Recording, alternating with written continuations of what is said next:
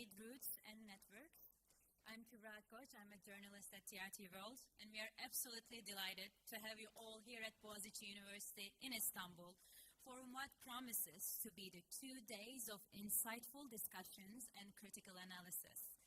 The ongoing great power competition is shaping global politics, particularly in the context of escalating trade wars, regional conflicts, and proxy rivalries.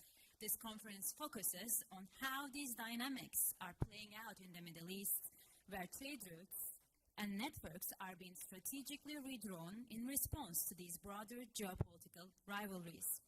Recent escalations, particularly the heightened tensions and direct confrontations between Iran and Israel, Israel's onslaught on Gaza, have dramatically underscored the fragility of existing trade dynamics. The Red Sea impacted by Houthi actions and Strait of Hormuz are now focal points of instability, bringing the security of vital global trade routes once again directly under question.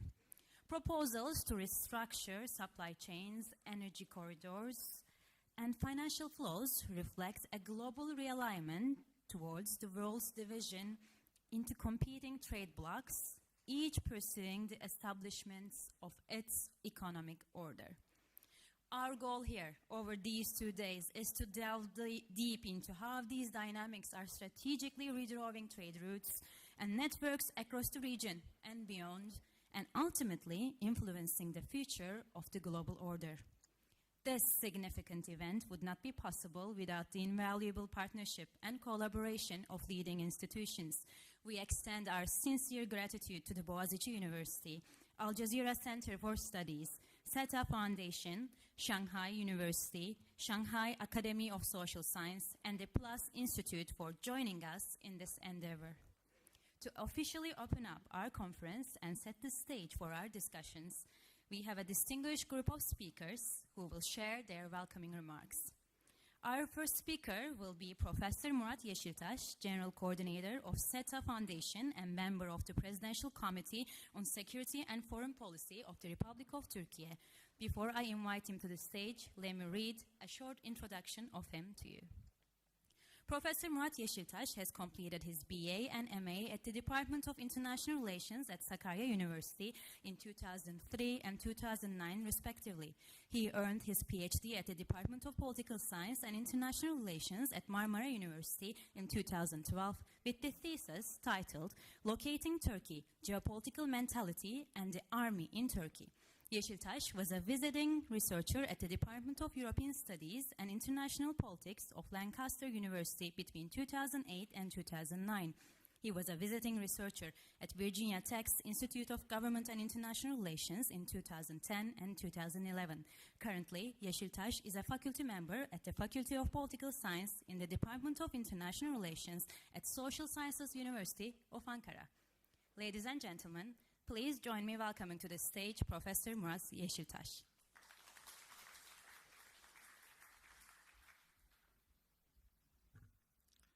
Good morning, everyone. My name is Murat Yeşiltaş. I'm the Director of Foreign Policy Research at SETA Foundation. And on behalf of SETA, the Foundation for Political, Economic and Social Research, it's my distinct honor to welcome you to Boğaziçi University here in Istanbul. We are gathered for what promises to be an incredibly insightful and timely event, great power competition and Middle East, redrawing trade routes and networks. This conference, which SETA is proud to co-organize with Boğaziçi University and our esteemed partners, Al Jazeera Center for Studies, Shanghai University, and the PLUS Institute, is taking place at a profoundly critical juncture. The Middle East is undeniably at the epicenter of global geopolitical shift, facing intensified great power competition that is reshaping its very foundation. Our discussion over the next 2 days will delve deep into these complex dynamics. We will specifically examine how the rivalry among major global powers is influencing the region's trajectory, particularly concerning vital trade routes and connectivity networks. A central and urgent focus of our conference will be the current crisis in the Middle East, most notably the escalating Israel-Iran conflict. After the Israeli genocide currently taking place in Gaza, Israel is showing another wave of aggressiveness against Iran. This is not merely a regional flashpoint. It's a significant determinant in the broader landscape of global power dynamics and the very norms governing international relations. We will explore how this critical situation intersects with the strategic ambitions of the global players and the overall stability of our region. We will also consider the impact of major connectivity initiatives like Chinese Belt and Road Initiative, the India-Middle East-Europe Economic Corridor, the EU's Global Gateway, and Iraq's Development Road Project within this highly volatile environment. Will these initiatives truly foster cooperation, or will they, amidst heightened regional tension, deepen existing fragmentation in our region? This conference aimed to be more than just an academic gathering. It's a vital platform, I believe, for scholars and think tankers from around the world to come together. Our shared goal is to enhance our collective understanding of these pressing issues, identify real opportunities for regional cooperation even amidst fierce competition, and offer strategic insights into managing the long-term impacts of great power rivalries on the Middle East geopolitical and economic future. Thank you for your presence and your willingness to engage in this crucial conversation. I would like to also extend my thanks to the conference team, especially Selçuk Aydın, for their immense effort in making this event possible. I wish you all a highly productive and insightful conference. Welcome again. Thank you.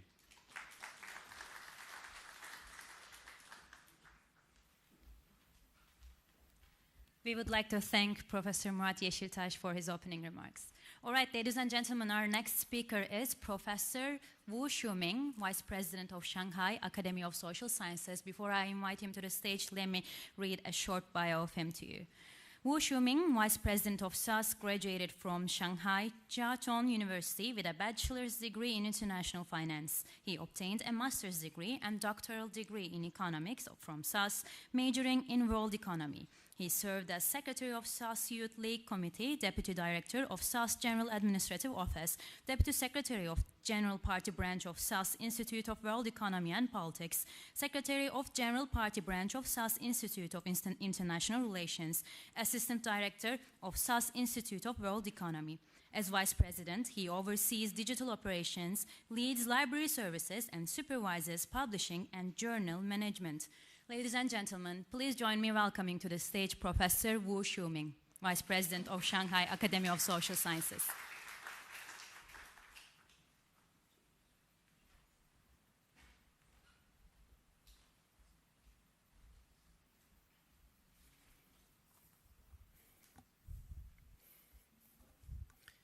Distinguished guests, ladies and gentlemen, good morning. It's my great honor to attend this event in beautiful Istanbul. On behalf of Shanghai Academy of Social Sciences, I would like to extend our sincere congratulations on the successful convening of this conference and express deep appreciation to our host, Boğaziçi University, for its hospitality and meticulous arrangements. This conference focuses on the evolving trade landscape in the Middle East amid great power economic competition. It aims to explore ways to build more resilient and inclusive trade networks. This discussion holds significant practical relevance for promoting peace and development in the region and beyond. The Middle East occupies strategical crossroads connecting Asia, Africa, and Europe. As a global energy hub and a vital artery for international trade. It stands as a key partner in China's Silk Road economic belt and the 21st century maritime Silk Road initiatives. Since China proposed the Belt and Road Initiative, BRI, in 2013, Middle Eastern countries have responded enthusiastically. Under the BRI framework, China and the region have achieved fruitful outcomes in comprehensive cooperation. Over the past decade, infrastructure collaboration between China and the Middle East has deepened, strengthening hard connectivity. For instance, Egypt's new administrative capital CBD project, a flagship BRI endeavor, has risen from the ground. Hunutlu power plant represents Turkey's largest Chinese direct investment. It stands as a landmark energy cooperation project. Over the past decade, BRI cooperation mechanisms have improved, enhancing soft connectivity. Many Middle Eastern countries have aligned their development strategies with the BRI. Examples include Turkey's Middle Corridor Initiative, Saudi Arabia's Vision 2030, and Egypt's Suez Canal Corridor Development Plan. These synergies have generated transformative, livelihood-enhancing projects. Over the past decade, cultural exchanges between China and the Middle East have flourished, deepening people-to-people connectivity. Both sides uphold equality, mutual respect, and inclusivity. China's Global Development Initiative, Global Security Initiative, and the Global Civilization Initiative fully contribute to the region's peace, stability, and development. Looking ahead, China and the Middle Eastern countries have vast potential for cooperation in high-speed rail, renewable energy, next-generation infrastructure, and the digital economy. By forging new trade routes and networks, we believe China-Turkey and China-Middle East cooperation will reach new heights.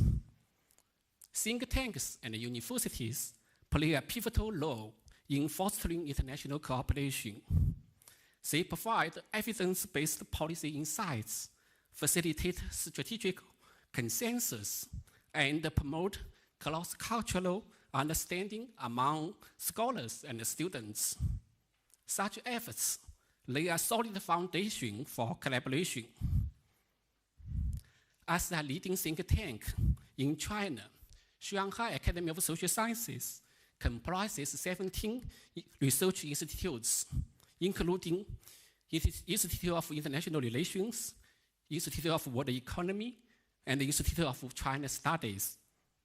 With over 800 staff members, including 600 dedicated researchers, SAS actively engages in academic studies, policy studies, and cross-regional exchanges. We look forward to deepening collaboration with Boğaziçi University and think tanks, universities, and other institutions represented here today. This conference has built a valuable platform for dialogue. We are convinced that it will generate fresh perspectives and enhance mutual trust. I wish this event resounding success. May all distinguished guests enjoy good health and fruitful achievements. Thank you.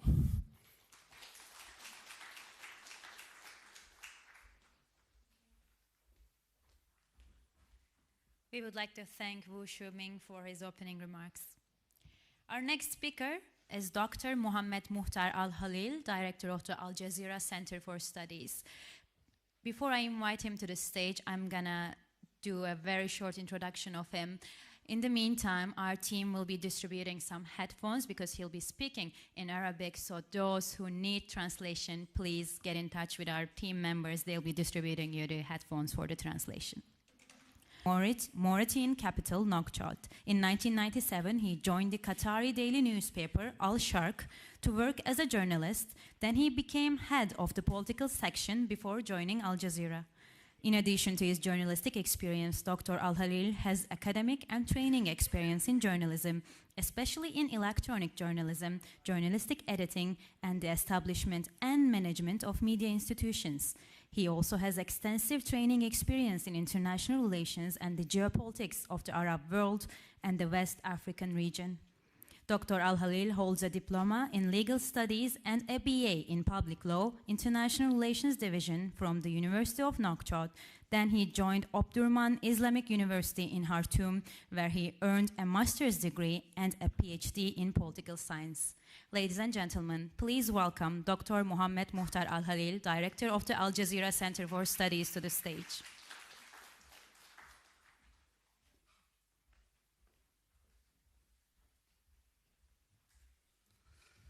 السلام عليكم ورحمة الله. Peace be upon you. أشكر جامعة I'd like to thank بوغازيتشي على Boğaziçi أن أتاحت University لنا هذه for giving الفرصة us this opportunity للقي مع هذا الجمع to الكريم meet this للحديث في great أحداث people الساعة التي تحكم المنطقة. about the event that تقبل is 100 سنة happening الماضية now. إلا أن 100 تتجدد years اليوم ago, في صراع we see how المحتدمين في things هذه المنطقة are بين today القوى العظمى happening, لا لإعادة رسم how things happening again, الخرائط and we كما are كان not here تقليديا not to وإنما redraw لتعميق maps, المصالح but to deepen وصناعة interests شبكات and create وطرق networks يراد لها أن and تكون pathways بديلة أو يراد that لها أن تكون متجددة. might هذا be الصراع an المحتدم في هذه alternative or المنطقة renewable ways. The يفسر conflict in this area أن النظام العالمي الجديد talks about أو the النظام new الذي يراد له أن يكون جديدا order, new global لابد order, أن and ينهي it tells النظام us الذي that كان this new قائما order should either destruct the old order or renew it. So the events happening now, starting from Gaza, going to what is happening in Iran now, tell us that these vital events in the area reiterate the conflict of the corridors in the area and the conflict about them, since they are the real fuel of what is happening in this world, and because we have also powers who are looking to be hegemonious and to others are looking to achieve stability. So we need this event to come out of with a mechanism that is interested in scientific research and to read what is happening in the correct way and to help decision makers, specialists in understanding what is happening in order to control it and to understand what is happening in order to come out of recommendations for solutions. Middle East has come to a time where it should get rid of all of these problems and to understand that the times change and each party has its own powers that should live or coexist with others. In this meeting or conference, we have one of the best academics who are interested in this area from China, from Egypt, from all different parts of the Arab world, from Turkey, also who we thank for hosting this conference. We thank also SITA institution. We want to come to a mutual vision that depends on research to read the events. Of course, we will not control the results, but what we will come of recommendations. Thank you for holding this great conference, and peace be upon you.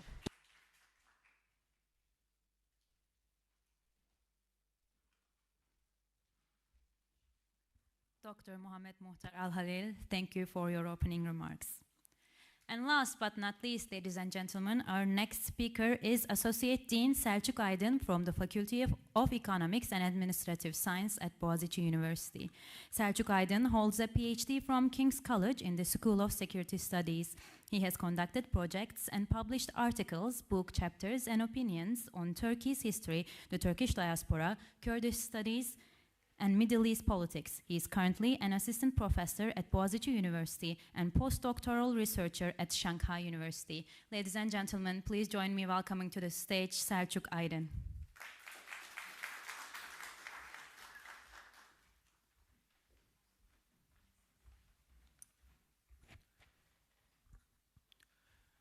Good morning, distinguished participants and speakers. It is a distinct honor and great pleasure to welcome you all to Boğaziçi University for our international conference on great power competition at the Middle East, redrawing trade routes and networks.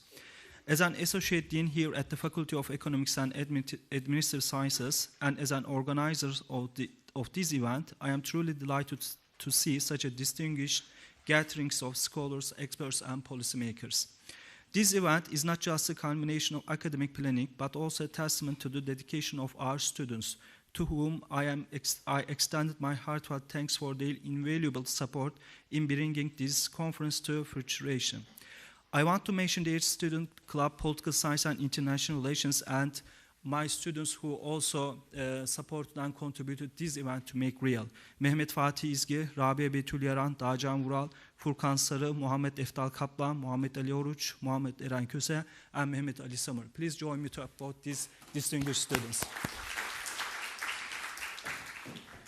Indeed, the seats for this very conference were sown last year during a successful international law conference on Gaza we organized in collaboration with the Al Jazeera Center for Studies here in Boğaziçi. And we are thrilled to continue that tradition of impactful dialogue. This conference comes at an undeniable crucial juncture in global affairs. We are witnessing an accelerating great power competition that is fundamentally reshaping geopolitical landscape, manifesting through intensified trade wars, escalating regional conflicts, and complex proxy rivalries.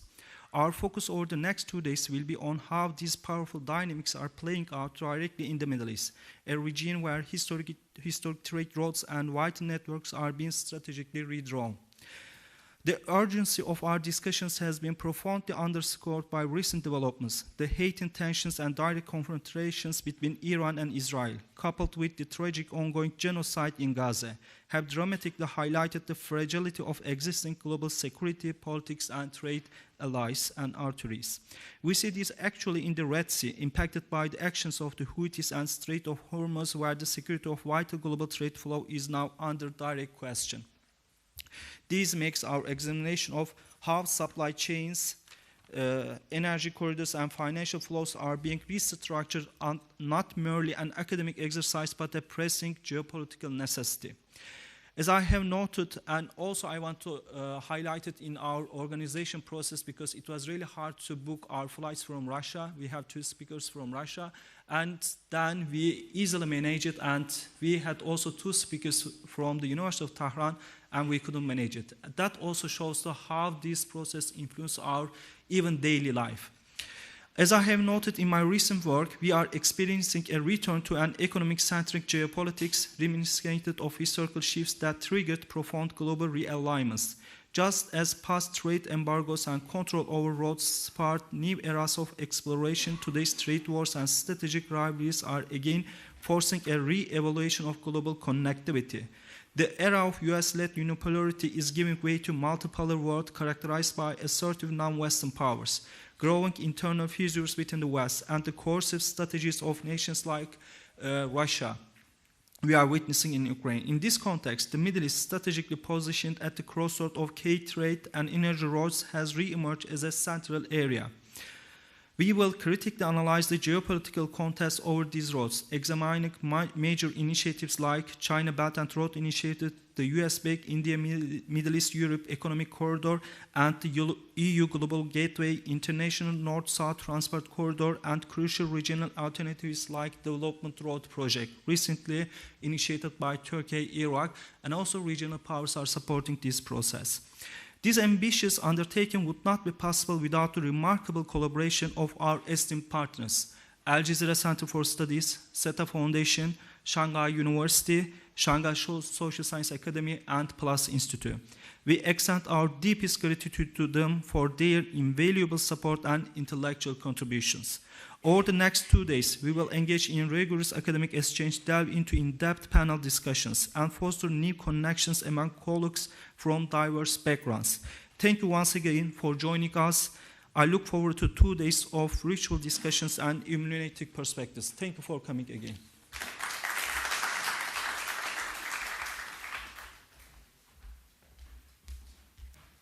We would like to thank Selçuk Aydın for his opening remarks.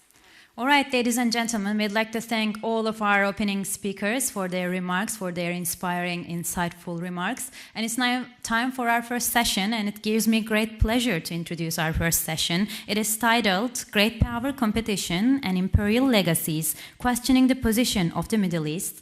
This session will deep dive into how historical patterns influence today's political and economic order and the evolving role of the Middle East.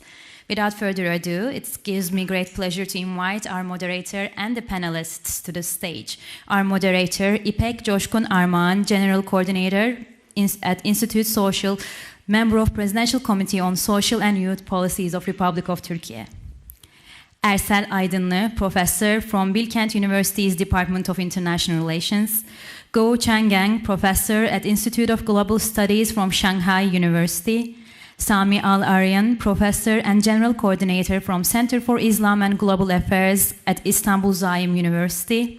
H.A. Hellyer, Senior Associate Fellow in the Middle East Affairs, Royal United Services Institute for Defense and Security Studies, and Senior Fellow in Geopolitics at Center for American Progress. And last but not least, Özden Zeynep Oktav, Professor and Head of International Relations Department at Faculty of Political Science at Istanbul Medeniyet University and member of Presidential Committee on Security and Foreign Policy of the Republic of Turkey. İpek Hanım, floor is yours. Yeah, thank you. Hocam, hoş geldiniz. Hocam, hoş geldiniz. Hocam. Merhaba. I think my mic is working, right? Yeah, thank you. Sorry.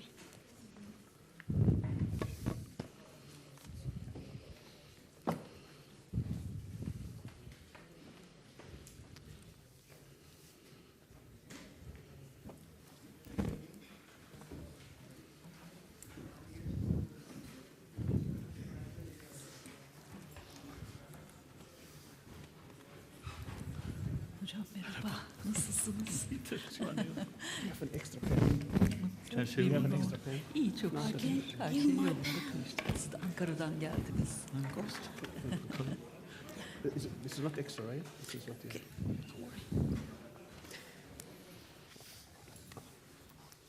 Okay, welcome our panel. And you know, for centuries, the Middle East has been at the heart of the global trade and power projection. Today, new networks, railways, pipelines, digital roads are emerging, shaped by global players such as China, the United States, Russia, Turkey, and the European Union. These pathways are more than economic, they are geopolitical instruments. This panel seeks to explore the complex interplay between connectivity and competition. Are trade routes and networks fostering cooperation, or are they deepening divisions? Can infrastructure diplomacy transcend the rivalries of our time? It's a great pleasure and honor to share this panel today with such esteemed colleagues and speakers. I look forward to a rich and timely conversation. Thank you for being here, and let us begin. We have many questions, but limited time, so each panelist have 10 minutes for their remarks. After that, we will have a couple of questions from the audience. I want to start with Professor Ersel Aydınlı. I have a couple of questions. My first question is, as we are all aware, the notion of great power rivalry is hardly new. Yes, yet its significance is increasingly pronounced in today's international system. We appear to be navigating a post-political globalization era Within this framework, do you perceive the Middle East primarily as an arena of great power competition or as an incubator for emerging global actors and new international agency in a post-globalization context? Floor is yours. I don't know, this is working, okay. Thank you for the question. I also would like to thank the organizers and for a very timely panel, obviously, and a conference.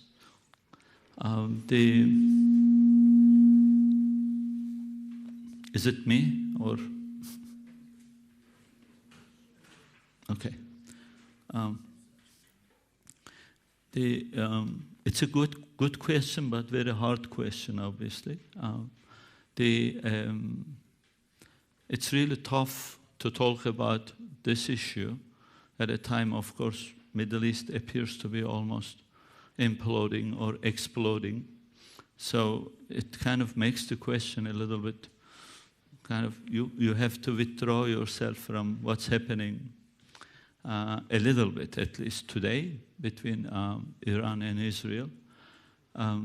So what I'm going to say about this question, if it sounds a little bit like out of touch of today's reality, what's happening in Iran, so that's kind of the reason. It's an important question. I think Middle East has always been, was probably the best place for great power competition, but I think that is changing. Probably all these kind of, also some of the issues we are seeing in Middle East are the sign, maybe even the birth pains of this kind of, this change. I'll try to explain that change. The great power competition in Middle East, we used to kind of the playbook answer would have been always, so great powers are interested in the region because the oil is there. Great powers are interested in the region because they have close allies. Great powers were interested in this region because this region would produce political violence like 9/11, and therefore they would get intervened, and obviously the business and then etc. Some of those are changing. And you can see some of the great powers. If there weren't these recent developments, they were kind of almost a little bit getting out of the region, practically. And so if they had not had this extremely close alliances in the case of United States and Israel, even there is a big discussion in the United States whether US is being pulled into the region unnecessarily because of this kind of alliance with Israel. So what has been happening due to also a lot of transformations, for example, the transformation in even military affairs, transformation in technology, transformation in information, the region, I thought, was getting probably slowly becoming more region, more independent than ever. Because traditionally, it has been the best penetrated, we call them penetrated subregions. It was probably the example of a penetrated subregion because there were a lot of international involvement and there are a lot of international penetration. So for a moment, if you forget the Iran-Israeli thing, technically that was the tendency. I would have responded to your question saying that, look, it's probably the first time we are seeing Middle East or whatever you call it, because there is no Middle East also. That's another big problem. It's a very, very old term. Those geographical also divisions disappeared, technically. Also ideological differences disappeared. for example, one of the primary reasons that the American involvement was heavy in the region after 9/11 was this kind of, what to do with this violent jihadist movement, right? Even there were revolutionary changes on that front. You see a kind of increasing moderation of these jihadist groups, as you can see in Syria. They are now becoming almost like statesmen, and they are being accepted. They are moving from being an openly acknowledged or labeled terrorist to statesman. So the region appeared like it was even taking care of even that problem, so that it wouldn't leave a lot of options for great power engagement and involvement. That's one thing I would like to say. The second thing is also the definition of the great powerness is very much changing.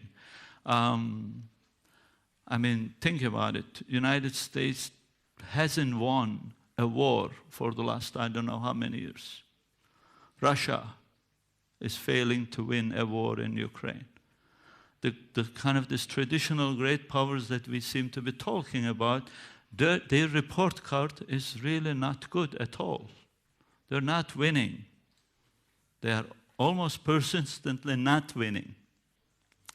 So that's another thing. What all this means, to come to a kind of a point, what all this means that probably Middle East, forget again one moment what's happening as we speak in Middle East, probably was getting ready to produce its own dynamics better than ever, to produce its own order, shapings. So there, I think we would have to revise that question probably. We would have to not necessarily ask a great power competition, but we would have to ask ourselves, if there was not really a fierce great power competition in this region, what type of really order building the actors of the Middle East could produce themselves? That would be, I think, a better next question. And there are now, we have to now remember what's happening between Israel and Iran. And then you have to start thinking what the rising energies, I'm not referring to really capital energy or the oil and all that, kind of like political and human energies, and falling ones. This might sound a little bit provocative, but what has been happening, we see, I mean, we have to see when it's left by itself.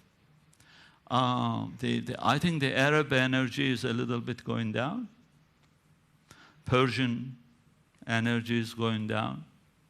Turkish and Jewish energy are going up. So if you focus on the region by itself. So those have to be also, and there are also sub-developments. There is going to be probably also a rising Kurdish reality in Middle East as well. So we would have to be focusing on the regional dynamics themselves in order to understand where this region is heading, more than what great powers kind of think for the region, because great powers seem to look influential, but when it comes to really the real type of involvement, their report card is not really great at all. I can stop there if you want. My work, okay. Thank you for your remarks. I want to ask the second question in that sense. You said Persian and Arabic energy is decreasing, and Jewish and Turkish energy is increasing. In that sense, I want to ask my question. In your recent work, you have explored the theme of grand strategy from the perspective of regional actors. May I ask, could Turkey's imperial legacy be viewed as a strategic instrument in the formulation of its grand strategy, or is it more of a constraint? Okay. That's another good question, and also another very hard question. I think a couple of, again, maybe not corrections to the question, but correction of certain terms. The word imperial, I don't think, describes anything in today's world, because that, particularly when you attach it to the word legacy, imperial legacy, the new orders are not going to look like the old ones. I know this might sound like a disappointment to several people who might see the future with the past images, but that never happens really.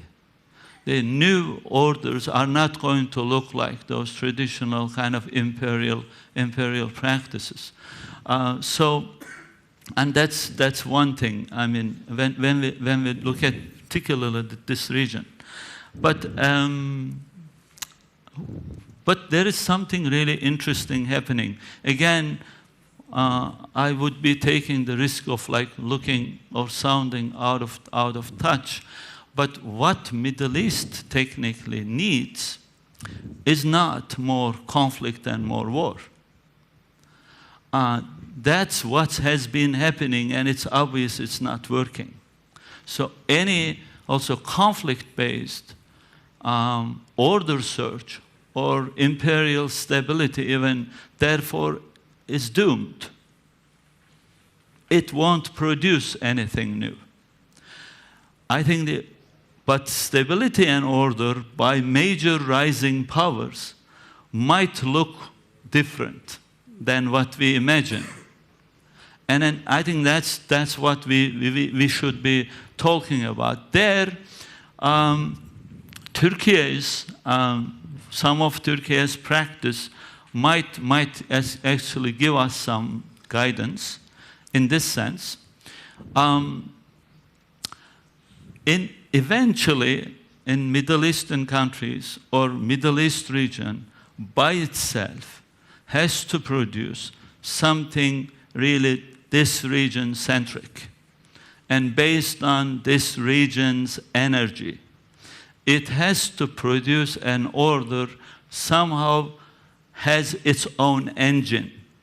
It should not rely on outside penetration and kind of engine powers. In that sense, it has to be more about integration. It has to be more about coexistence. It has to be more about regional integrity, rather than somebody's coming and using the stick to put people in order. That is not working. That's what this Middle East is the product of. So in that sense, I think there is something very special that Turkey is offering or can offer if it gets formulated even in a more sophisticated level. What Turkey seems to be doing, even in the last 2-3 decades, but even before that, throughout the Republican period, has been always to highlight the integration, coexistence, peace, regional stability in Middle East. See, that paradigm now is the most needed one, rather than who's gonna win against who's going to be more influential against who, because that's a zero-sum game, and then we are now dealing with the outcomes.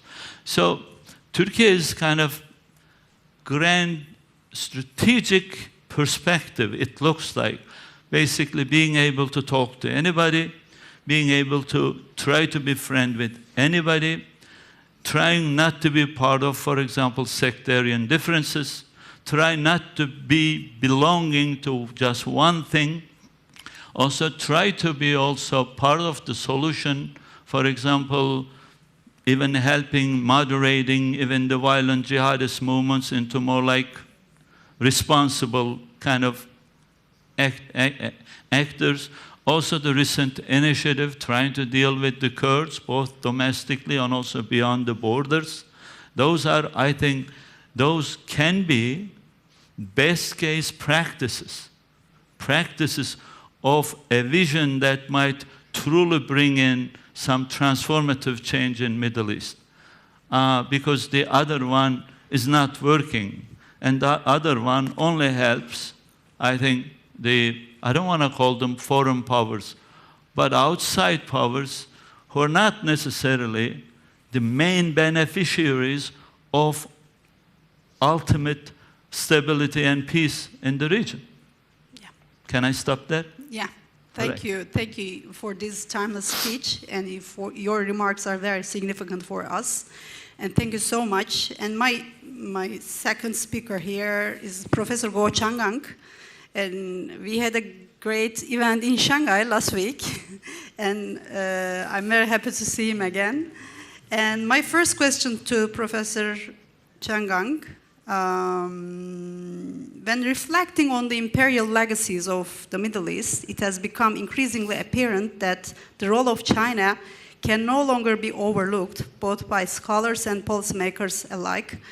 Even the rhetoric around artificial borders, once confined to regional discourse, is now echoed by former imperial centers, including a recent remarks by a US ambassador criticizing, the Sykes-Picot Agreement.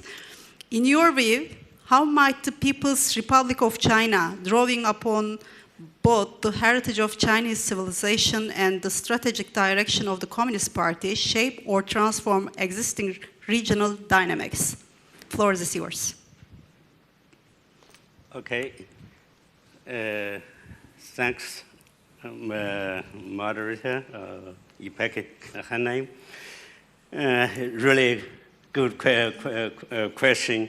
You mentioned Sykes-Picot Agreement and also heritage of Chinese civilization and its role in shaping or transforming the regional dynamics. I think in this era, to pursue a new global order, this is a really significant question. Firstly, I'd like to talk a little about heritage of Chinese civilization. I want to say that the traditional Chinese concept of world order, I don't like to use international order. By that time, I think for China, it's world order, not international, not nation state.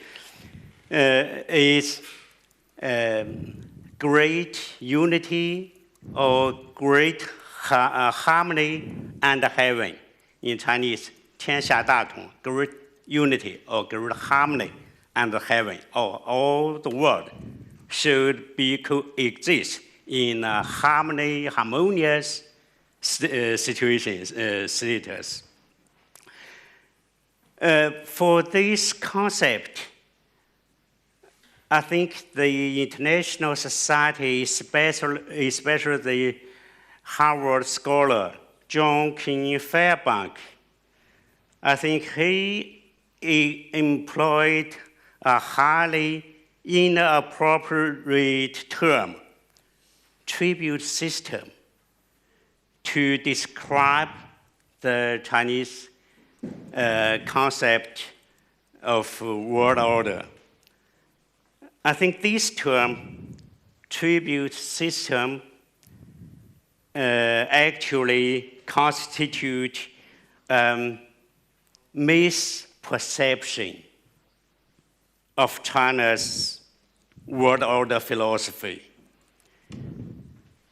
Nowadays, Chinese leaders propose, they say, the community with shared future for mankind, global initiative, global civilization initiative, all echoed the concept or the heritage of Chinese civilization, or echoes the concept of great unity or great harmony.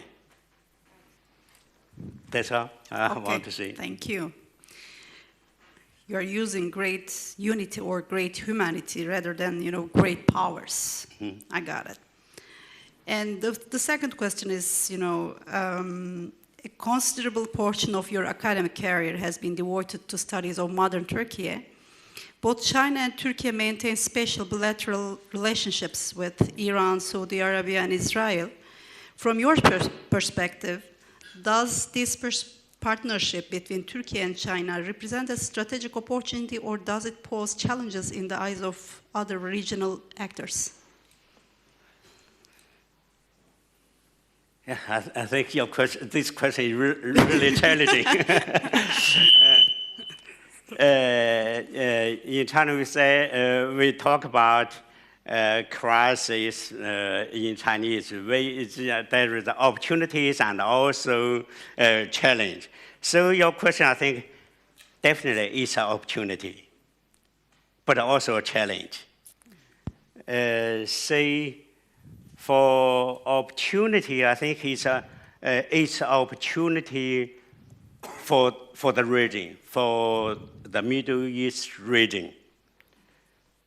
If we talk about a challenge, I think it's a challenge to those major Western powers and their proxy. To them, I think it's a challenge. Say, when Saudi Arabia and Iran finally reconciled in Beijing, year before last year, I think, and Syria returned to the Arab League, I think the Arab world or the Middle East region stood on the brink of maybe if I can put this like this, stood on the brink of awakening, or stood on the brink of striving for a breakthrough. Yet, I don't think the Western hegemony, their proxy, tolerate this kind of shift. So I think it's a challenge to them. They need the Middle East to remain perpetually engulfed in chaos. Through this kind of reign of chaos, the Western powers control the lifeline of oil. Through wars and conflicts in the region, they can profit from arms dealing. And also through refugee crisis, they can manipulate votes in domestic campaigns, I think. So I think it's both opportunity and challenge, and opportunity for the region, a challenge to the outsider superpower, big powers. And this is really, I think, with opportunity for this region, or unprecedented strategic opportunity, I think. Anyway, United States withdrawing, Russia, because of her Ukraine war crisis, actually can't, not capable to keep presence in this region. I think this is really opportunity, strategic opportunity for the region, for the strategic autonomy. Thank you. Thank you. So we should stay strong, our opportunities by getting some challenges. I think we should keep both of them. Anyway, thank you, Professor Chang-gang, for your remarks. And I want to pass the third speakers, Dr. Sami Al-Arian. My first question for you is, Dr. Al-Arian, your academic journey is uniquely distinguished among our panelists, originating not from the social sciences, but from computer engineering at the very core of today's technological revolution. Coupled with your active engagement in political process and civil rights, your perspective offers a rare intersection. In the context of 21st century great power rivalry, how essential is to assess technology and geopolitics simultaneously, as technological ownership consolidates among Western elites and as far-right sympathies grow within tech circles, the term technofascism has been proposed. How do you respond to that concept? First of all, thank you very much for inviting me, and thank you for the audience for being here.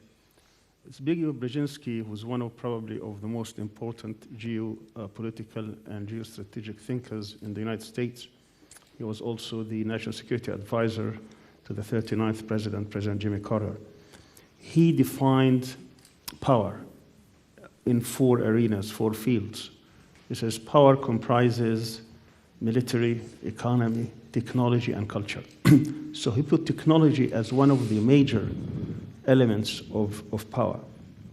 Throughout history, you see that what made a difference between empires falling, empires rising, as well as military victories, technology also played a huge role. Those who have spears and swords would probably win over those who had swords. Those who had gunpowder, when they invaded America, North America, South America, they were able basically to annihilate the indigenous people and commit genocide and get away with it. You could see also that even in modern times, if Hitler had the nuclear bomb before the United States, all of us would probably be speaking German. Technology does play a role in most conflicts. You could see, for instance, today in Gaza, if it wasn't for because you have an asymmetry here between 2 sides, if the people in Gaza weren't able to devise their own weapons, tunnel system, and different kinds of innovations, they probably would not have sustained over 600 days of Israeli onslaught. You could see in the rivalry today between great powers. Let's take, for example, China and the United States. You could see that in 1992, Chinese economy was about 3% GDP of the United States. Today, it's probably reaching over 77 or 80%.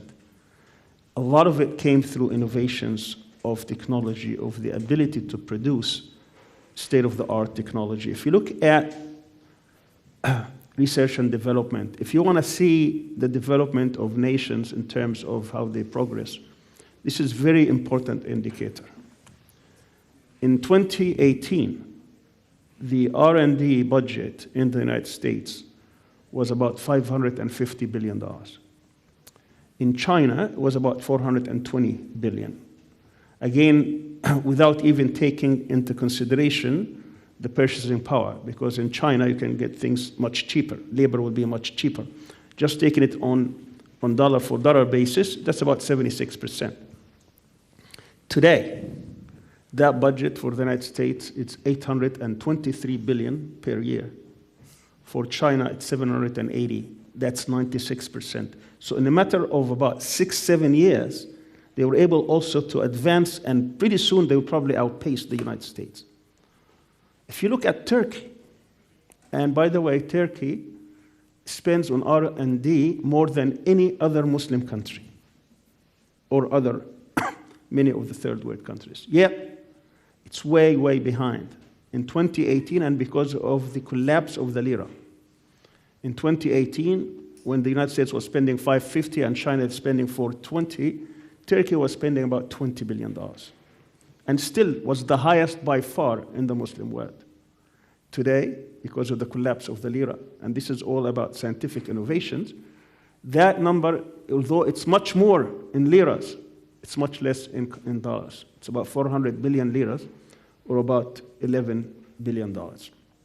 So, in short, when we talk about technology and the advancement of technology and how nations choose how to fund such technology, because this cannot be done individually. Now, you raised an important question about corporations. The word of the Westphalian world, or nation-state system, were quickly changing that into more of a multinational. Today, you can find one person like Elon Musk, who has a wealth probably more than half of the country's GDP combined, almost $400 billion. You add to that all the 10 or most important technology, and you could see how that is making a huge difference in these societies in terms of how they are going to be the hegemons, in terms of how they dominate throughout the world. Multinational corporations do play a huge role, and I think the world, particularly those who are impacted by it, they need to look into how that world would look like. To give that much power to a few individuals is going to be detrimental to human civilization. And we could see also, particularly after Tufan al-Aqsa, after what happened in Gaza, that the international institutions are being undermined. Whether it's the Security Council, the United Nations agencies, International Criminal Court, International Court of Justice, all of them are completely being undermined. And because they are being undermined, there is not a future by which we can try to democratize that kind of a relationship. There is a hope that perhaps China can lead a revolution in which we can revise the international system in a way that will be more equitable and more fair, so that the majority of the people would benefit from the fruits of technology. But again, technology plays a huge role in the development as well as in conflicts. Yeah. And it must be taken very, very seriously by any nation that is serious about finding its place among other nations. Yeah. So we need to talk much more about AI, I think, but Sure. we have no time for it. I want to ask the second question to you. I would also turn briefly to US policy in the region. As you know, the Turks, British, and French all poses for better or worse imperial legacies. But does the United States have the capacity to leave behind a meaningful legacy in the region? And if so, where might we trace its foundations? Actually, the United States is leaving a terrible legacy in the area. The United States is a superpower, great power. It has reached that status, particularly after World War II. It inherited the legacy of the old imperialist powers, England and France, and it became the so-called leader of the free world. But in many instances, it behaves like old imperialists. It wants to control the world, wants to be the hegemon not only in its regional and Western hemisphere, but also throughout the world. In this region in particular, its interest does not lie in the fact that it's trying to check other rivalries, such as Russia or China. It's interested in Europe because it's want to make sure that there is no power that will dominate Europe, so that Europe will always be under its control. Similarly, it does not want China to be a hegemon or to dominate its region, so it forms alliances to make sure that these countries would check the power and rise of China. But in the Middle East, there is no power that it can actually check against, but it has two main interests. The first interest has to do with the most important commodity in the world today, which is oil. For many, many years, for decades, this region, the Middle East, was producing lots of oil, while it's not being consumed in this region. And the United States want to make sure that this oil would be produced, would be benefited by the United States. It will be controlled by it, so that if the time arises where its other competitors will try to check America in any other region, it can deny them that important commodity. But more importantly, because that commodity is something that's being produced daily. You have 100 million barrels a day with $60, $70, $80.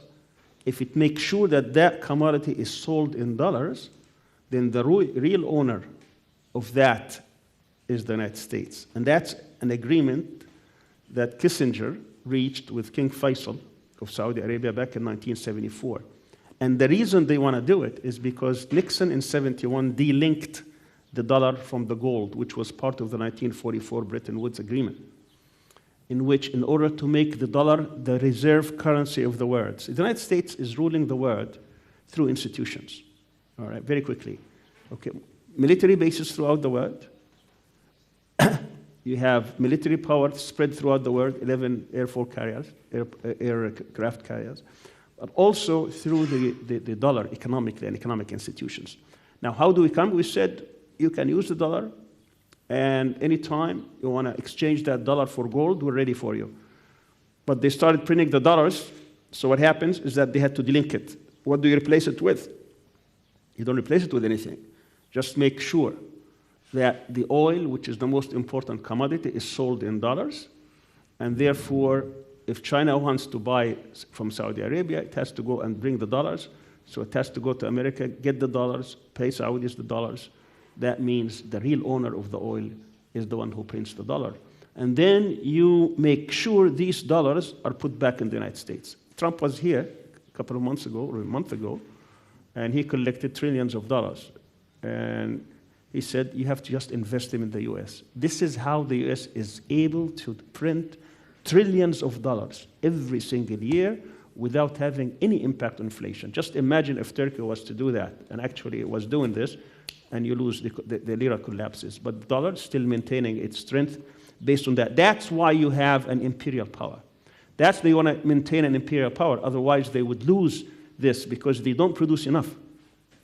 They are not able actually to trade with the world. They're only 4.5% of the world population, and yet they are 25% of its economy. So the petrodollar is very, very important. They also have this Professor, hegemony. can you wrap up your remarks? Okay. Our time is up. Okay, I was just going to hear one more idea. Okay.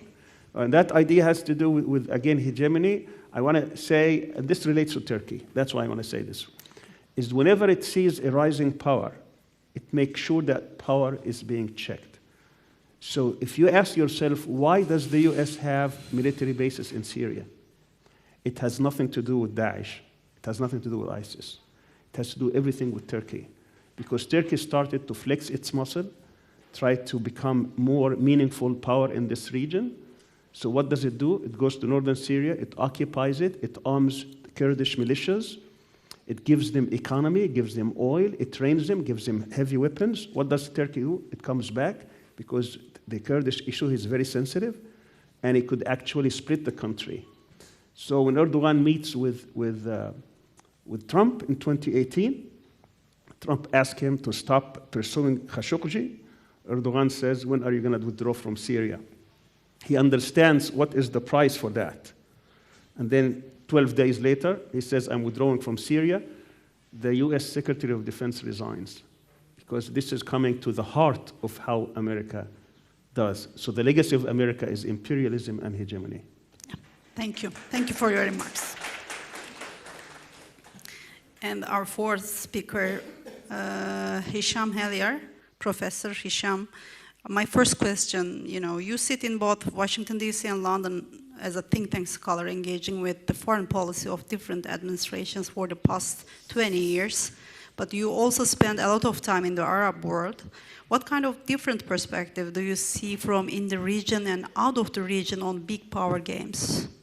Yes, floor is yours. Well, thank you very much. Good morning. It's a great pleasure to be back in Istanbul. Many thanks to the organizers. including Selçuk, Mehmet, and all of the lovely people who made our stay here so far incredibly pleasant. I know from experience it's not easy to pull these conferences off, so I appreciate very much all the efforts that you've gone to. The last time I was in Istanbul, it was not at such a beautiful university, and congratulations to all of you who are graduates from this fine place. I wish I'd had the pleasure of being a student here. It's such a beautiful campus. But the last time I was here was only a couple of days after the fall of the Assad regime in Syria, and Syrians in Istanbul were celebrating with Turks alongside them. A really beautiful time to have been in Istanbul and for the region. Your question is very poignant, and it reminds me that yesterday, actually, on my way to the airport as I was coming from here, a news program in London called me and was asking about the strikes in Iran by Israel. And they said, isn't Iran a power that needs to be checked? The framing of the question was very interesting. It obviously showed where they were coming from. And I said, well, here's the thing. If you look in the region's powers as well as peoples, when you ask them who needs to be checked and you bring up Iran, a power which incidentally I think is a very bad actor in the region on multiple files, not least of which was Syria, but when you ask the peoples of the region, what is the power that needs to be checked? They think about another power that has wrought a 20-month genocidal war on Gaza. They think about another power that has invaded and bombed and occupied parts of Lebanon. They think of another power that has invaded and bombed and occupied yet more territory in Syria and is now bombing Iran while Iran was involved in negotiations with the United States. So when we think about checking, I think the perspective is really quite different. And there's a wider question that's involved here.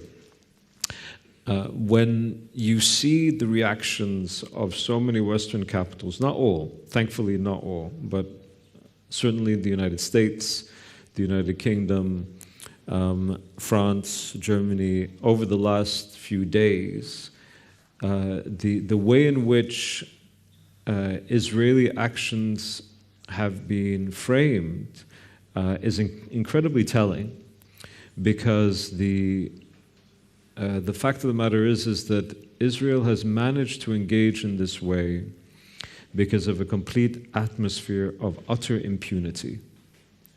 And I don't mean that as a rhetorical tool or as some sort of, polemic. It's simply an analysis of what the region actually looks like. This morning, as I was coming to the conference, I heard on the news, Israel has full air control over Iran, and of course, over Syria. And this is an intolerable situation in any sort of nation-state structure, right? And yet this has been allowed to not only continue, but to expand, where, quote-unquote, freedom of operation for Tel Aviv has been really quite complete. And it can't be complete without the willing cooperation of other powers, right? So, for example, when you think about Israel's strikes on Iran over the last few days, they don't need the United States to come and say, please go bomb Iran, we've got your back. And there'll be some discussion as to whether or not that took place. But they don't even require that. They simply require that the United States makes it clear that there won't be consequences. And of course, that was extremely clear.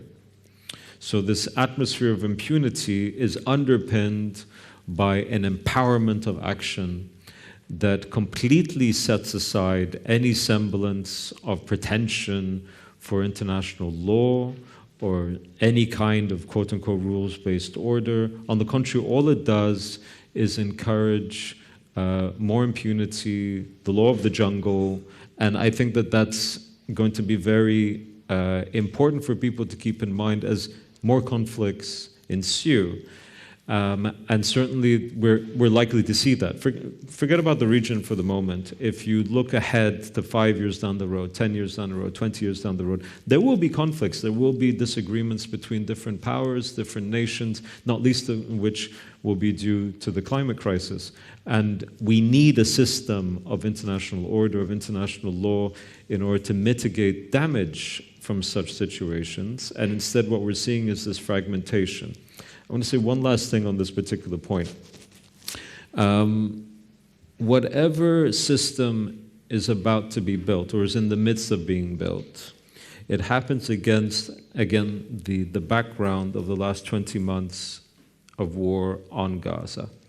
Again, the media keeps on saying in Gaza. It's not a war in Gaza, it's a war on Gaza. And in the last 20 months, and as you mentioned, I've been doing this for about 20 years, and anybody that's done any work in Washington, D.C. in particular, less so than London, I have to say, and I'm not saying that just because I'm a Brit, but I do think it's slightly different in London, but I've never seen the outright, blatant, incredible bigotry as I've seen manifested over the past 20 months.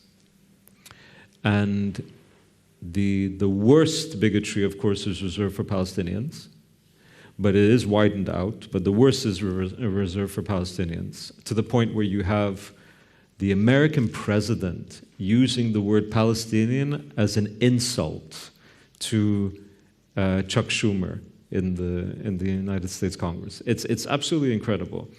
And again, I'm not saying this as a polemic. Polemics don't interest me, but to remind people that this has actual impacts on how we construct policy.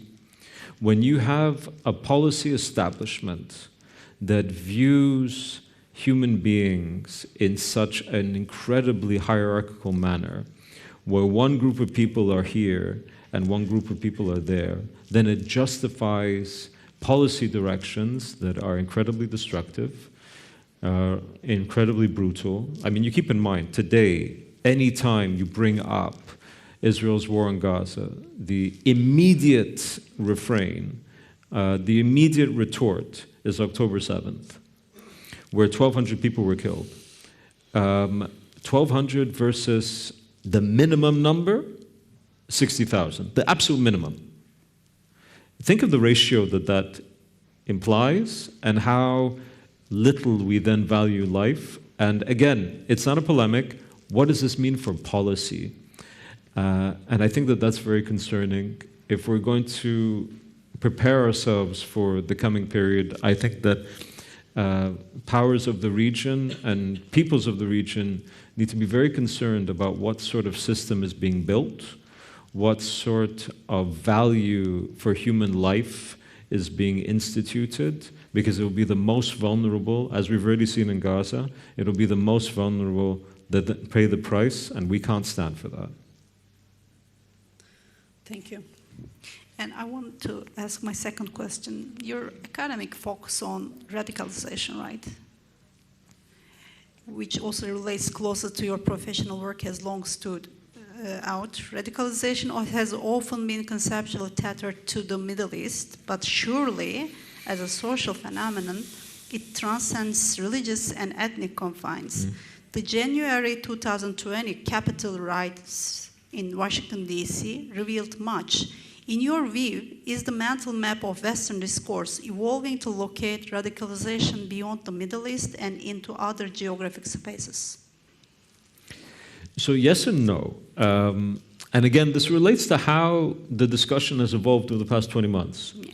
So, for example, if we took for granted that people are being consistent in this regard, then you would imagine that all those in places like the United States, Western Europe, who are concerned about the rise of the far right, the mainstreaming of the far right, January 20, AfD in Germany, Marine Le Pen in France, and so on and so on. You would imagine that those same people would then be equally concerned about not the rise of the far right, not even the mainstreaming of the far right, but the far right controlling government in Israel and having massive consequences.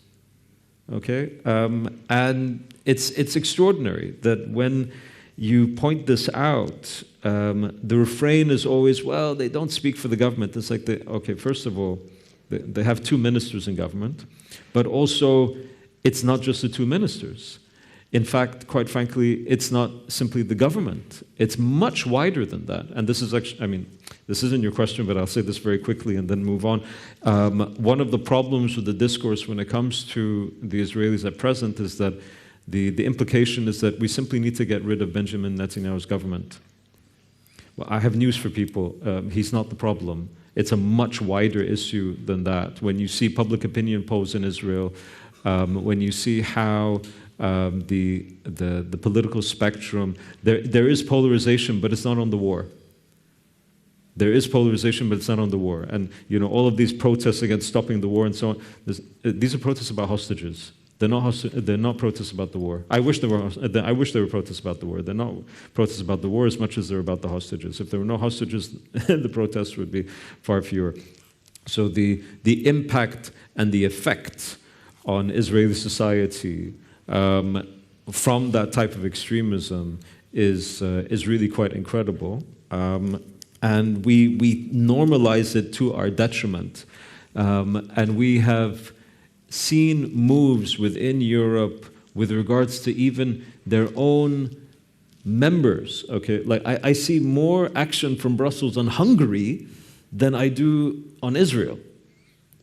That's extraordinary. And by the way, I'm not trying to single out the Israelis here as though there's some sort of unique target, but they manifest very, very clearly and very objectively this incredible exceptionalism that I think needs to be said, needs to be pointed out. When you have 20 months of this incredibly brutal assault on Gaza by an ally, like so all of these discussions that we've had over the past few years on Russia's invasion and occupation of Ukraine, which, by the way, I think is completely in order. I think that we should have those discussions, and I think we should be very clear about this. But Russia is an adversary, and Ukraine is an ally. In the other situation, Israel is the ally.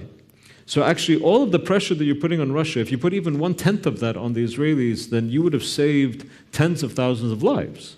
Okay? You don't actually need to do very much in order to get this to stop. And instead, not only are you doing nothing, you're actually refusing to hold things back on yourself. Okay? It's not even doing more than that. So I do think that there is a wider recognition of how the far right has become mainstreamed. I don't think a lot of people are taking the right answers from that, or the right lessons rather, because it seems that a lot of politicians, instead of recognizing that threat, they're trying to draw space back. So they become more and more right-wing in order to take space away from the far right. It never works. It's never worked in history. On the contrary, all you do is you empower the far right even further because you've just normalized their discourse. And that's at home. When it comes to abroad, again, we have to be very serious about what this means for action with regards to the regional situation, when the far right in different countries is no longer, it's difficult to call it far right, right? Because when you say far right, it means it's marginal and it's extreme. Well, it's extreme in an objective sense, and I think we should recognize it's extreme in an objective sense, but when it occupies, you know, more than half, okay, of political spectrum, it's not marginal.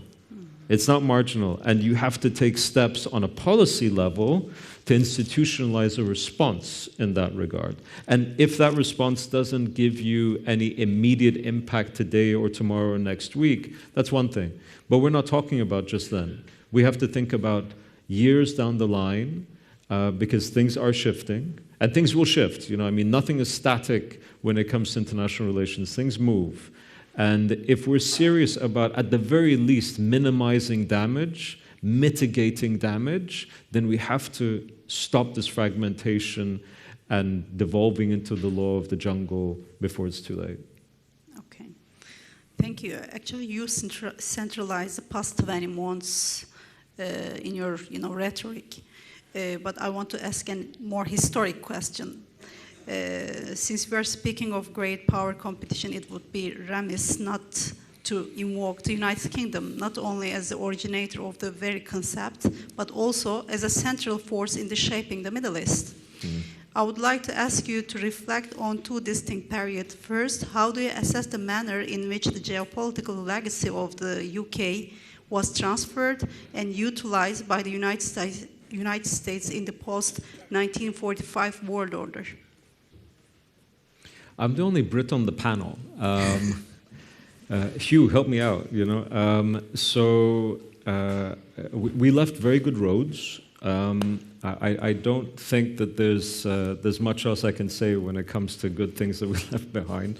The reality is that, again, people will argue about this in the UK ad nauseum, saying that there were all sorts of good things that happened as a result of the colonial legacy. And I really want people just to be very honest about this. The colonial legacy was argued for, justified on the basis of a notion of superiority. And people should not diminish that because it shows how they then got involved, okay? And then what they did. And the whole point was to ensure power and hegemony for as long as humanly possible, okay? As you turn this over, and it wasn't really a turning over, it wasn't by choice, right? It wasn't as though the UK decided one day, you know what, we've had enough, we've taken everything we need to take, the museums are full, we don't have any more space for artifacts to take from Cairo or from anywhere else. It was because the peoples of the region and wider, of course, in the empire, just made it much more difficult for them to maintain that sort of power dynamic. And as a result, it was pretty chaotic.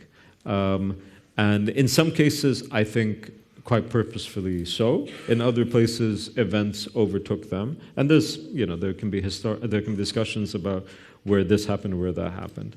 And then, of course, you move on to a system, particularly post-World War II, and then it intensifies, of course, after the fall of the Soviet Union, where these superpowers emerge and where they fill in the gap. Again, in the 20th century, you can argue about this less prior to the 20th century, but modernity does not allow for pause. It does not allow for anything static. On the contrary, things keep on moving. Okay? So when a vacuum takes place in the 20th century, the 21st, something will fill it in, whether you like it or not. All right?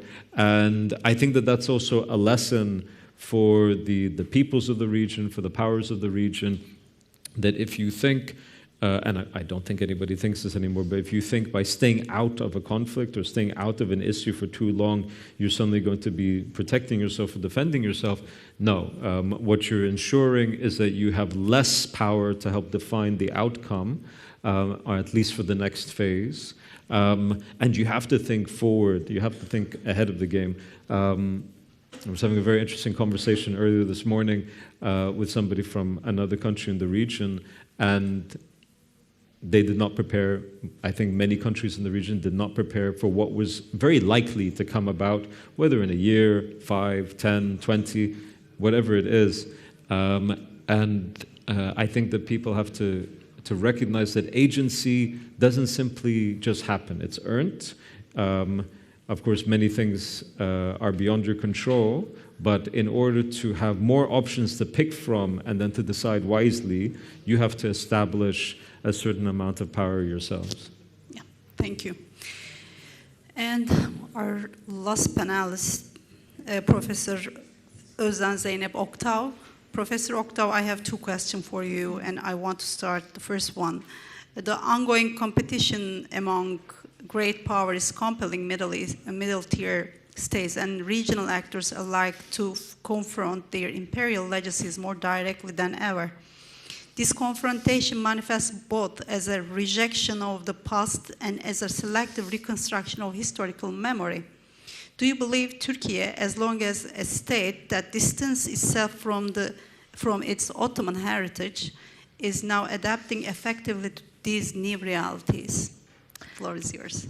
Thank you, İpek Hanım. And I would like to extend my special thanks to Dr. Selçuk Aydın and his team for this wonderful organization. Also, as Ersel Hocam mentioned, this is a very tough question, but very good question, because since the beginning of the Republican Turkey in 1923, Turkey has always wanted to be part of the Western world, and this was a pro-Western Kemalism between, roughly speaking, 1923-2002.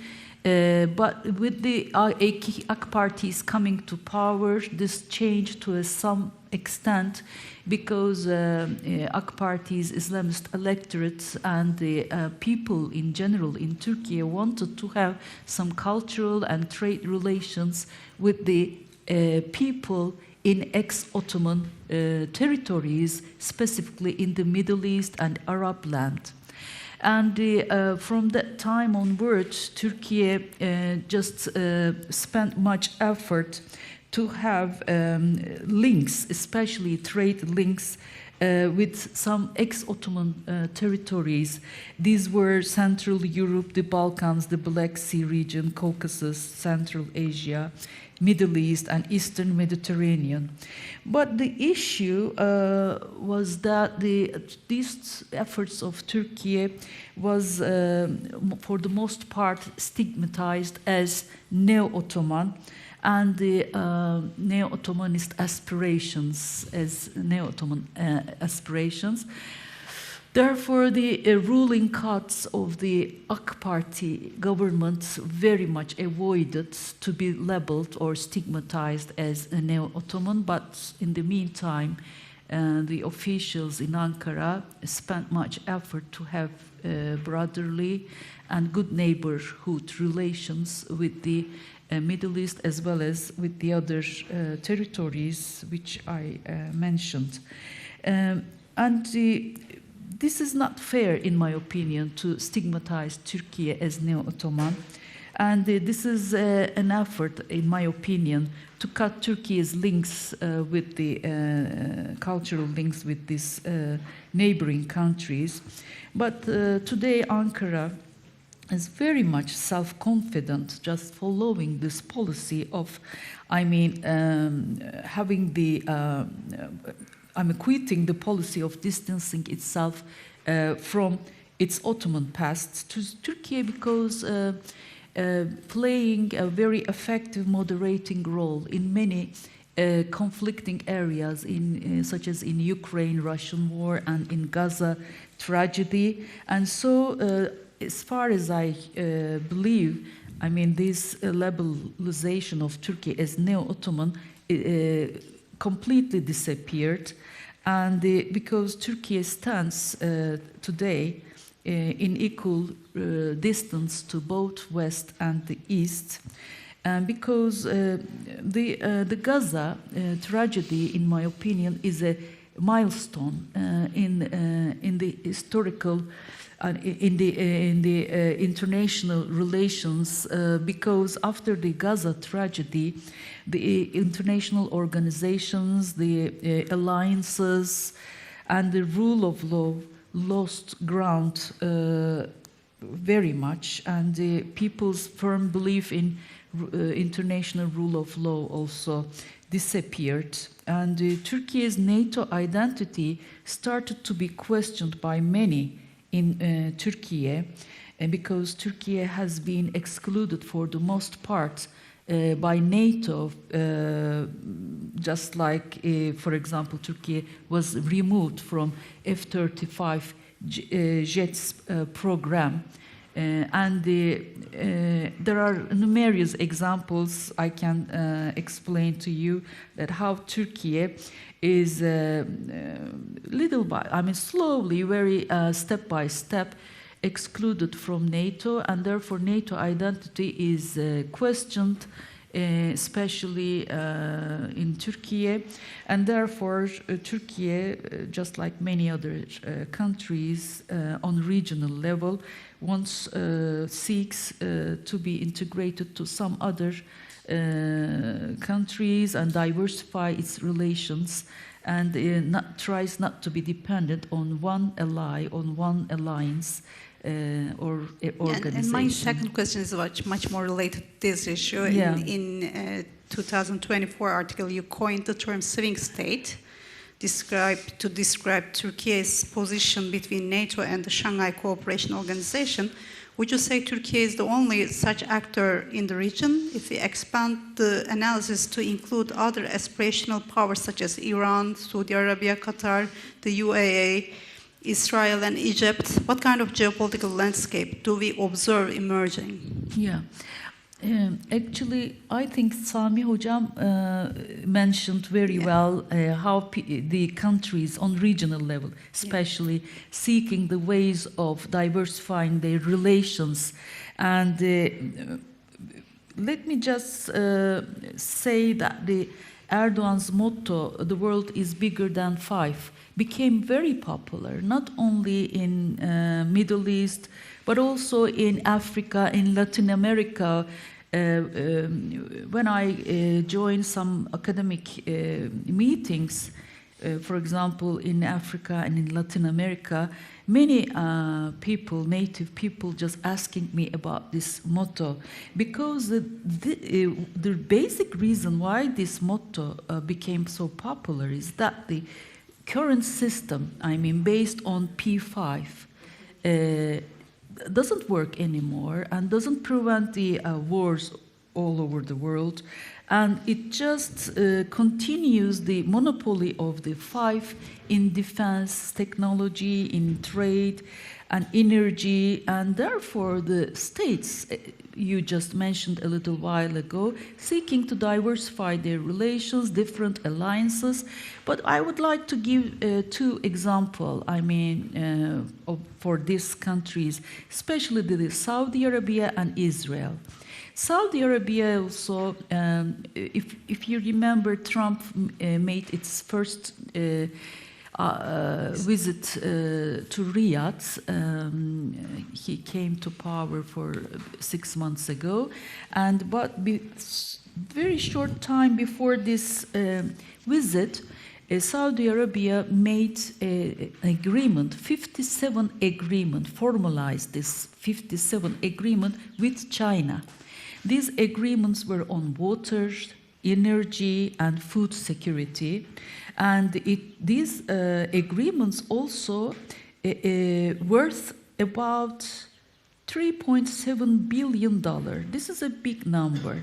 But Saudi Arabia doesn't accept the conditions which it was urged to accept. I mean, there are some conditions of United States just imposing on Saudi Arabia to accept for the cooperation on the enrichment of uranium, and Saudi Arabia doesn't accept these conditions of United States to enrich uranium. Riyadh clearly explains that, says that it would enrich the uranium on its own, relying on its own power. This is a big difference when compared with the previous years, because Saudi Arabia, the biggest Gulf states among the other Gulf states, the biggest one, and always became dependent on the United States, and it still gives the image that it is still dependent on the United States by giving promise to make an investment of $600 billion, but the fact that the issue is that Saudi Arabia doesn't have so much money to make so huge investment in United States. So even this shows very plainly that Turkey is not the sole country to diversify its relations and to be included in organizations such as Shanghai.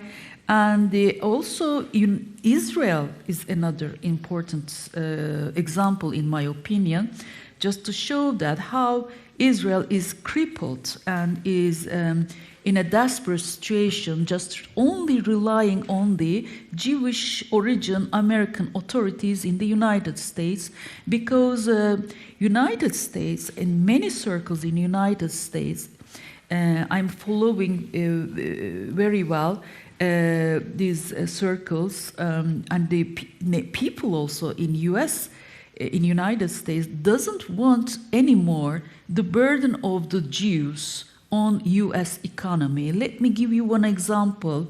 For example, since the January, Trump sent $12 billion to Israel for the defense. And it probably was sent on strike against Iran. And the people on social media are very reactionary to the Trump government that such huge money is being sent to Israel. So as time goes on, I believe that these people's number will increase, just voicing Israel's becoming so big burden on American economy. And if I go back to Erdogan's motto, the world is bigger than five. This is, Turkey is one of the most outspoken country voicing the unfairness of the current international system. And the United States is very tired of sheltering Israel, and Israel cannot be a state. It is only a rock proxy in the region, and not a real state. And so all this shows that the Middle East as well as the international system is under a big transformation. Just few words, the issue is not that the Turkey's willingness to diversify its relations. The issue is that Turkey is the only Muslim country who is increasing its defense technology capacity, and it has a very big army, having a big mobilization capacity, and Turkey's economy relatively much bigger than the other Middle East countries. And I'm not that much sure, but I just want to say that maybe these strikes on Iran will lead to the unity of Muslim world, regardless of the sectarian differences, regardless of ethnic differences, and the consolidation of the unity of Islamic world. The issue is that Turkey is becoming only Muslim world, having so big capacity in the region. Thank you very much for this opportunity and making me part of this conference. Thank you, Professor Oktav. And I thanks to all panelists and for their very fruitful remarks and educational remarks for me. And we can get some questions from our audience. Yes, you can raise your hands, and my friends can bring some mics, or maybe we can hear it. Let's try. My question is to Professor Kuhn. You mentioned the Chinese synonym for or translation for hegemony, and you talk about the harmony. My question is, from my perspective, the hegemony is more of a concept than the harmony. From the Chinese history, I can see that the concept is reached out from the Nine Kingdom time, is reached out when the King Qin occupied the others, and it becomes a harmony. So do you think that in the current time, the harmony that you're talking about is possible without orchestrate chief? Thank you. Okay, thanks for your question. Actually, I talk about Chinese heritage of Chinese civilization. Actually, I try to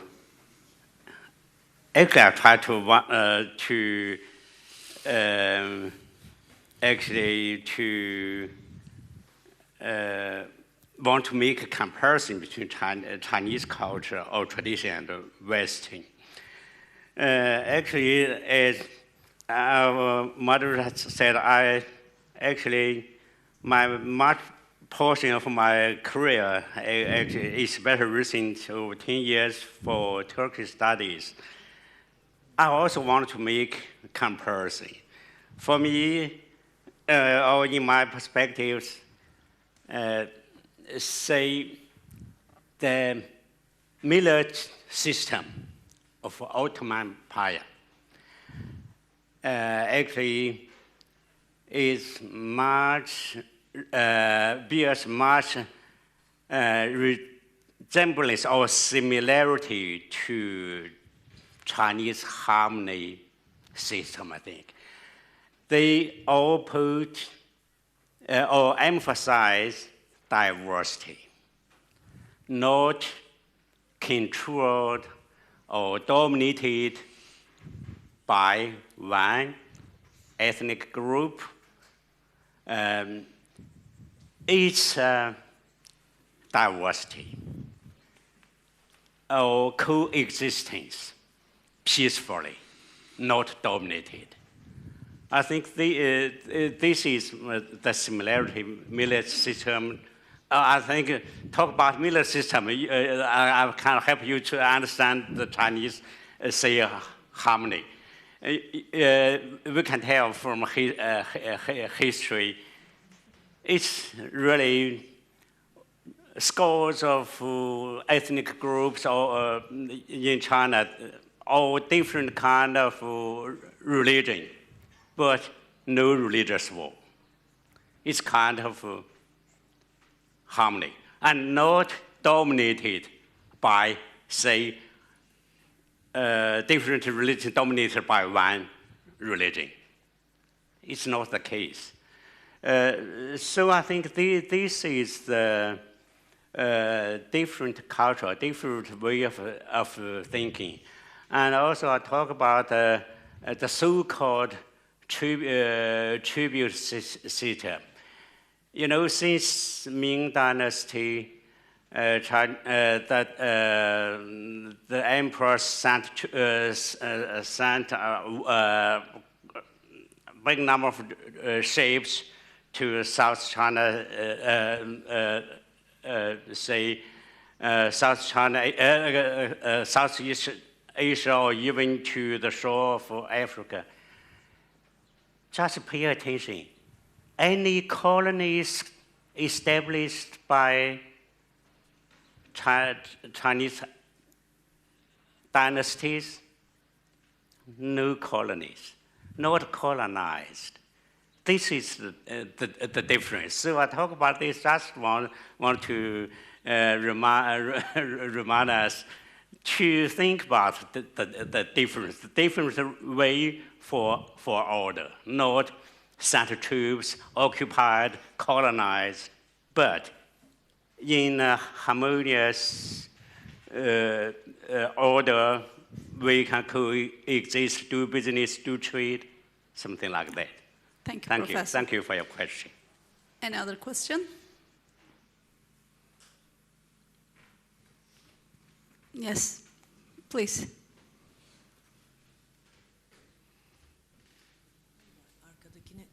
Arkaya mı söylediniz yoksa bana mı We söylediniz? can start with you. She's a lady, so Sorry about that. ladies first, you know. Thank you. Sevtap Demirci, Director of the Atatürk Institute, Boğaziçi University. Since you are the only Brit on the panel, I'm going to ask you. We see and hear a lot about the other states' policies regarding the latest developments in the area, in the Middle East, but we do not hear much about the British policy. I'm asking, what is the official British policy towards the reshaping of these Middle East and the latest crisis in the area, meaning Iranian and the Israeli conflict? Thank you. I wish we had one. So the reality is that when it comes to British perspectives on the region, they're very piecemeal. And what I mean by that is that, a piece here, a piece here, a piece here. There isn't a broad overarching strategy, unless you want to say that the broad overarching strategy is to simply make sure that we don't have tensions with the United States. The overarching concern, I think, in London is that London and DC are not at loggerheads when it comes to any issue of great importance. They're trying to thread a very fine needle when it comes to the Ukraine crisis, but you can see that when that's a European crisis and they're still trying to be very careful. So when it comes to, for example, on Gaza, the rhetoric has been different from the United States. I don't think the policy has been terribly different. We see, for example, a few weeks ago, the UK government said that they were suspending free trade negotiations with the State of Israel. A few days later, our trade envoy to Israel went in order to sort of drum up more opportunities for investment. I'm sure it was a trip that was put into place before the announcement around the free trade negotiations being suspended was done, but it's very clear that after 20 months, you shouldn't be sending anybody out there in the first place. On the contrary, there should have been much more aggressive action with regards to the relationship between London and Tel Aviv. But there wasn't, and I don't think that there will be. There have been discussions around recognizing the state of Palestine and so on, but again, these are very, in my opinion, extremely timid measures. A few days ago, two ministers, Smotrich and Ben-Gvir, were designated by the United Kingdom for sanctions alongside Norway, New Zealand, and Canada. Again, I find this problematic, not because I don't want them prescribed, but actually there are two people out of an entire sort of enterprise that is at work here. It's an enterprise, by the way, that we do define as illegal. The settlements in the West Bank are illegal in British law. The West Bank, Gaza, East Jerusalem are all defined in British law as occupied territories, and yet this does not seem to result in policies that would really make sure that, no, we're not dealing with the root causes here. So if there are particular countries you have in mind, then I'm happy to go into those. When it comes to Iran, again, it was really extraordinary. And I say this, by the way, as I'm very publicly a critic of Iran. But Iran was attacked. And frankly, the idea that we then, in response to this immediate attack, talk about Israel's right to defense is absolutely incredible. I mean, George Orwell would really be having a heyday right now. The way in which language is deployed is just really quite bizarre. So that's my answer to the question. I would ask the chair if I might respond to one thing that was said, which was about the United States from my co-panelist when it comes to the influence within the United States with regards to Israel. Israel is not counting on Jews in America. On the contrary, I think Israel is very worried about Jews in America because increasingly Jewish Americans are actually incredibly critical of Israel. And when you look at, again, public opinion polls domestically in the United States, Israel's lost with Jewish Americans. They've lost. And for many, many years, actually, their biggest focus hasn't been on Jewish Americans at all because they can't count on them. Jewish Americans are not monolithic in that way. They're counting on, frankly, evangelical Christians who would have a very interesting, how should we say, perspective about what happens to Jews in the future. So I just wanted to put that there. But I think we cannot generalize them also. You can reply, please. Sure. But the United States sending a huge money to Israel Absolutely. for its defense. Absolutely. And this Yes. creates a reaction on public level in the United absolutely. States. This Definitely. was the point I would like to explain. I appreciate you clarifying. But this makes Israel as a rogue proxy. I mean, Absolutely. not a real state. No This question. was my point. I mean, I appreciate the clarification. but when it comes to the Jews in the United States, very critical to Israel. But this is not satisfactory for me. This because these are only words. I mean, just look at their actions. They are still supporting the genocides applied in Gaza. Therefore, by sending money or by protecting them. I think that maybe we'll continue this later on, but I think actually maybe I can domestically speak louder it's than the words. After the panel, I get one last question. Please go ahead. Maybe after the panel. Hello, my name is Ersel. I'm a graduate student at Bilkent University. My question is for Dr. Al-Arian. Following up from what Mr. Hellyer said, how long do you think the unquestioned support to Israel from U.S. will continue, considering changing perceptions among American community on Israel? They have suffered the most significant damage to their image ever since October 7. Also, do you think eventually the more realpolitik concerns vis-a-vis, for example, Taiwan and Ukraine will trump this unquestioned support to Israel? Because U.S. also does not have unlimited resources. They have to consider the trade-offs. And right now, Ukrainians and Taiwanese are actually concerned if Israel takes priority of U.S. support, they'll be in a weaker state. Well, Israel for America is not a policy issue. Israel is also a domestic issue. And because it's a domestic issue, it's dealt with completely different from all other foreign policy issues. When it comes to the Zionist lobby is not just Jewish Americans. All right, maybe some influential Jewish Americans have a grip on the organized Jewish lobby. Maybe there are a lot of Jews. I mean, there are 6 million Jews in America. Considering that the total number of Jews around the world is 16 million, 7 in Palestine, and 6, that's substantial. But of course, not all of them are organized, and not all of them are supportive of the state of Israel or Zionists. But the ones that are organized, and particularly when it comes to institutions and funding, they are very, very powerful. I think that's been shown, and there's a lot of evidence on that. And if you have any doubts about that, I can recommend at least a couple of books. Jewish Power came in 1995 by J.J. Goldberg, the guy who is now the editor of The Atlantic. And also you can see the Zionist, the latest book by Ilan Pappé, Lobbying for Zionism on Both Sides of the Atlantic, at least. There are many other books also. So the Zionist lobby is not just, I said, Jewish, they have Christians, and now we have Muslims. You know, to be a Zionist is to believe that Jews have sovereign right in Palestine. If you believe in that, then you're a Zionist. If you believe in a two-state solution, by the way, you're 78% Zionist, because you leave 78% that they have that right. But when it comes to America and Israel, when it comes to that relationship, America, there is, of course, a lot of debate. Is the Zionist lobby in control of the elites, the American political elites, or Israel serving American interests and American imperial interests?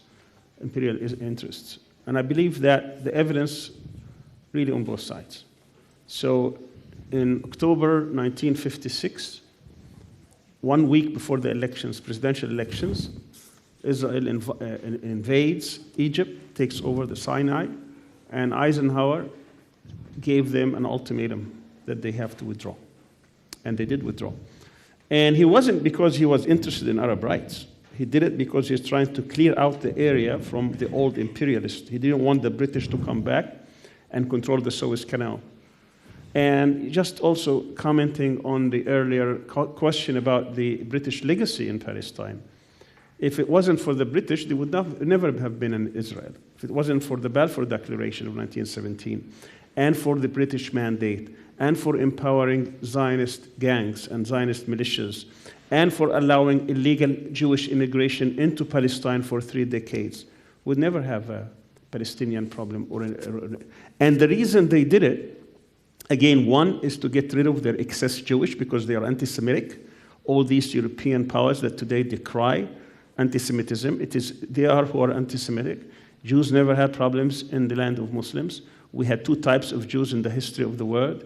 We have the Jews of Christendom, who were always being persecuted by their own societies, and we have the Jews of Islam, who consider their presence as the golden age for the Jews. So they had problems in Europe. They wanted to get rid of them and import them to this part of the world. And secondly, they wanted to solve 2 problems with one. They want to solve also their Orient problem, because whenever Muslims go down, eventually they get up and rise and kick the imperialists. And they did it more than once. Crusaders is not just one of them. So they could solve that, and through Sykes-Picot, that's another legacy that the British left, that they were able to fragment the possessions of the Ottoman Empire into all these 22 different countries, Arab countries, give them a flag and sovereignty and national anthem and all that, and to make sure that they stay weak, fragmented, unable to rise. That is the real legacy here. Now, Israel is trying to take this further. They want these 22 countries to become 43 countries because this is the only way they can survive. That's they want to fragment and divide Syria into 4 zones. That's going to make sure that no other country here would be able to be advanced in science or technology or economy or others. That's why they go after Iran. And believe me, if they are successful after Iran, guess who's next? Turkey is next. They will never be satisfied with any country here that is powerful enough. Their military doctrine is to make sure that they will be stronger than all the countries combined. And now, because of what happened October the 7th, they no longer rely on intentions. They go after capabilities. Any country that has any capability in this region, they're going to go after it, including Turkey, including Egypt, including every other country. So we are really before a very important, I believe, time in history. I mean, it was Lenin, I guess, who said that there are decades that go when nothing happens, and there are weeks where decades happen. We are living these weeks right now. If Israel is allowed to carry the day against Iran or against the rest of the region here, it's going to be the hegemon in the region, and it's going to make sure that every other country will be clubbed. And if its power is checked, then we will have probably an opportunity to correct these historical challenges and historical mistakes. Thank you, Dr. Al-Arian, and thank you for our esteemed panelists for this great, discussion and for reshaping the concepts, the meaning of concepts in this session. Thank you so much. Thank you our audience for their patience. Thank you, and good afternoon. Yeah.